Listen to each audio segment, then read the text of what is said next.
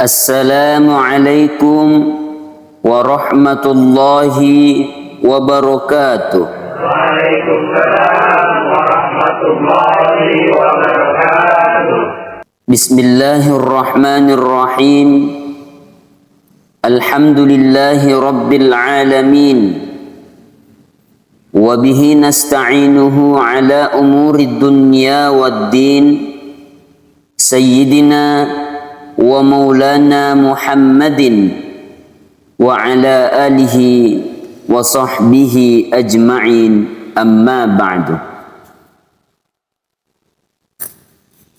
Saudara kaum muslimin dan muslimat sekeyakinan dan seakidah, rahimakumullah. Kembali kita bersyukur kepada Allah Subhanahu wa taala, di mana Allah memberikan nikmat dan karunia di dalam kehidupan kita, sehingga dengan nikmat itulah yang menjadi sebab kita untuk senantiasa beribadah kepada Allah Subhanahu wa taala. Tentunya adalah nikmat iman, terlebih-lebih nikmat hidayah yang melekat di dalam dada kita, yang menjadi penguat untuk kita senantiasa mendatangi panggilan Allah Subhanahu wa taala lewat muadzin. Kaum muslimin dan muslimat rahimakumullah.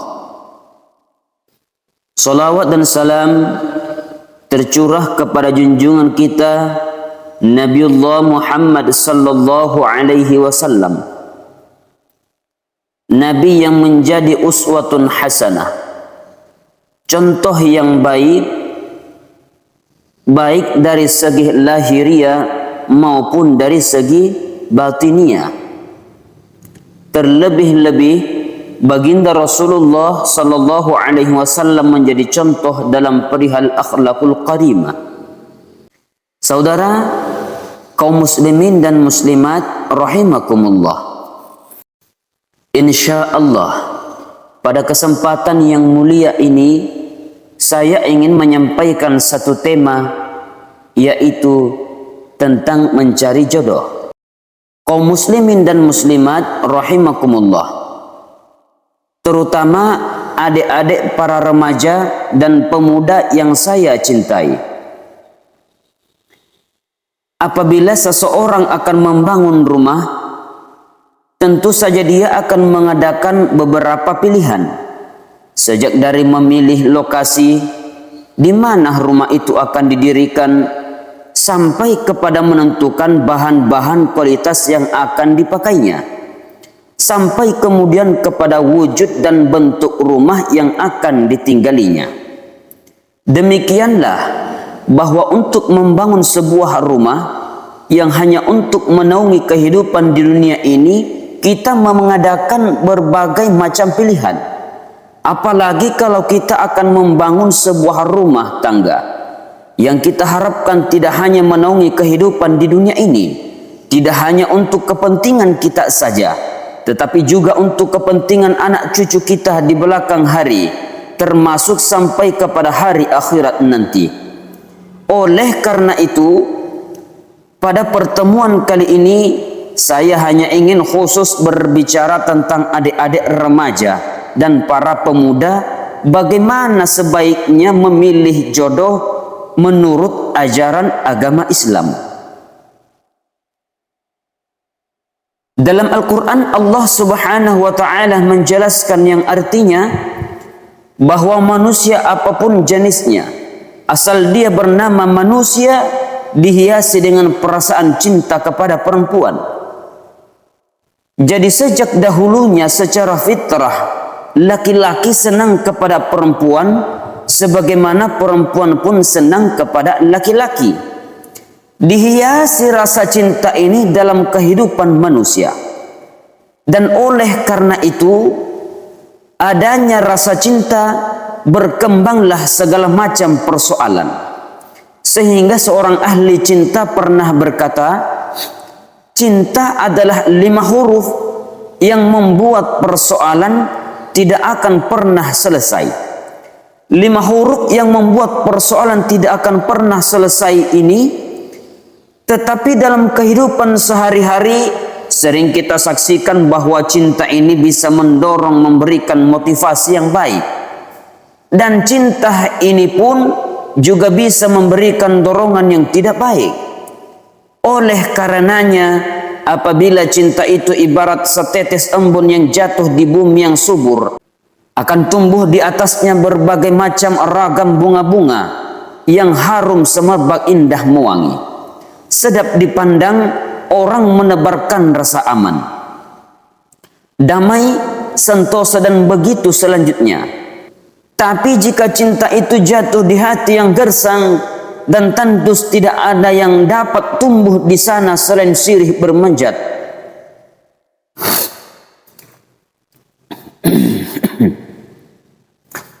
Tapi jika cinta itu jatuh di hati yang gersang dan tandus, tidak ada yang dapat tumbuh di sana selain risih semanjat batu. Kuning daunnya, lemah gagangnya.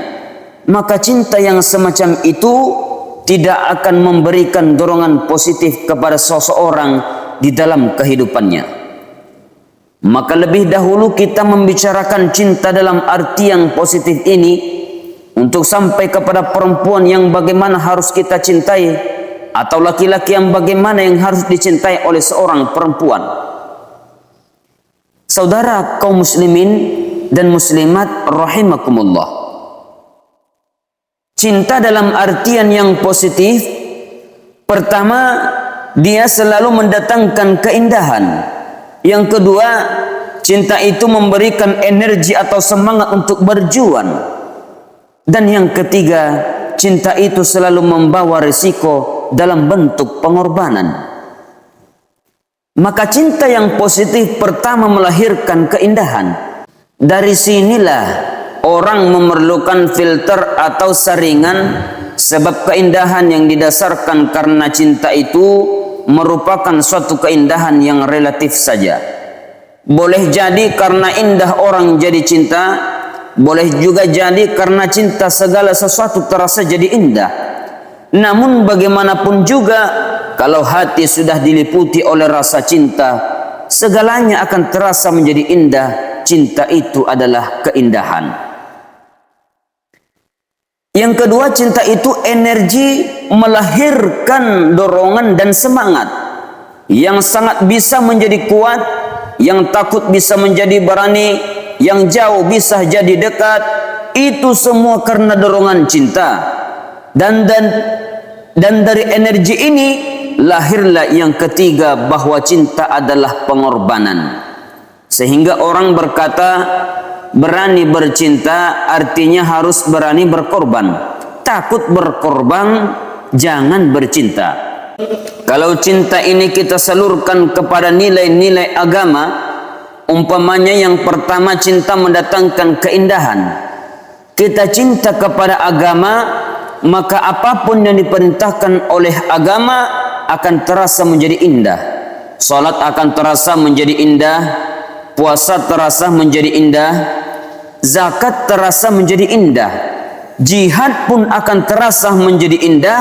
Persis kalau kita cinta kepada seorang gadis. Jika kita cinta kepada seorang gadis, apanya saja akan kelihatan menjadi indah. Jalannya terasa indah, lenggak-lenggoknya terasa indah, suaranya merdu padahal cembrengnya bukan main.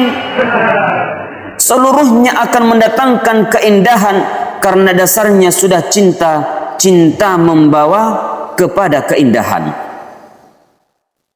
Yang kedua, cinta itu melahirkan energi. Yang cinta kepada agama akan lahir tenaga dan semangat melaksanakan ibadah, melaksanakan puasa, melaksanakan zakat, melaksanakan salat, melaksanakan haji, bahkan melaksanakan jihad sekalipun. Cinta selamanya menimbulkan energi yang semangat. Sama saja dengan kita apabila cinta kepada seorang gadis, walaupun rumahnya jauh katanya, gunung pun akan kudaki, lautan ku seberangi. Untuk apa? untuk menemui apa yang kita cintai. Cinta selamanya melahirkan energi, capek tidak terasa, lelah tidak terasa, semuanya tertutup keindahan yang bernama cinta. Lalu yang ketiga, cinta membawa pengorbanan. Apabila kita cinta kepada agama, maka pengorbanan terhadap apapun yang diminta oleh agama, baik itu pengorbanan waktu, tenaga, pikiran, harta, bahkan pengorbanan nyawa sekalipun, kita tidak akan berat melaksanakannya karena cinta kita kepada agama yang kita anut ini. Demikianlah juga cinta kita kepada seorang perempuan akan membuat kita rela berkorban. Apapun yang dia minta, jangankan kita mampu, kita tidak mampu sekalipun, kita pasti berusaha untuk mampu guna untuk memenuhi tuntutan sebuah hati belahan jantung. Kadang-kadang malam minggu si doi ngajak nonton, umpamanya duit tidak ada, gajian belum, kerja enggak, timbullah inisiatif, entah sepatu kita jual ke tukang loak, entah celana mampir dulu ke tempat lain. Yang penting kita berkorban untuk memenuhi permintaan si buah hati belahan jantung. Ketika itu pengorbanan sudah tidak kita rasakan lagi. Bahkan pengorbanan yang paling sedih sekalipun, dalam gurau, dalam bercanda, misalnya dicubit kita oleh kekasih kita, pedih bukan main, terkelupas kulit, mengalir darah, bukan nangis, nyengir, malah kadang-kadang minta ditambah dicubit lagi. Itulah romantikanya cinta, sanggup membuat kita untuk berkorban, melahirkan energi dan semangat menambah keindahan dalam kehidupan sepanjang dia dalam artian positif. Kalau demikian masalahnya, di dunia yang penuh dengan pembenturan nilai sekarang ini, orang sering salah jalan bagaimana memilih jodoh untuk membangun rumah tangga yang bahagia. Jangan lupa bahwa membangun rumah tangga ini bukan hanya untuk 1-2 bulan, bukan hanya untuk 1-2 tahun, bahkan bukan cuma untuk kehidupan dunia, lebih daripada itu pun untuk menunjang kebahagiaan di akhirat. Oleh karenanya, memilih jodoh bukan suatu hal yang mudah, bukan satu hal yang bisa dilaksanakan sambil lalu, tetapi memerlukan penelitian, memerlukan pengamatan yang mendalam. Apa petunjuk agama tentang itu? Dengan kata lain, bagaimana seharusnya seseorang memilih jodoh dalam kehidupannya? Ini tentu saja sumbangan moral buat adik-adik remaja dan para pemuda yang lagi kebingungan memilih jodoh, atau barangkali buat bapak-bapak yang kepengen nambah lagi. Mohon maaf kepada ibu-ibu, saya tidak menganjurkan, cuma ngajarin.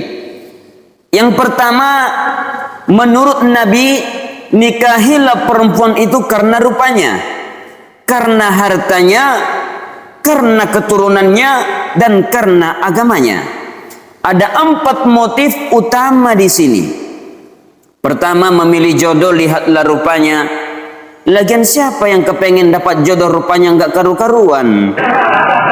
Cari rupa yang cantik, indah dan menawan. Namun jangan lupa saya katakan, di zaman di mana sering terjadi perbenturan nilai seperti sekarang ini, orang sulit untuk mendapat keaslian.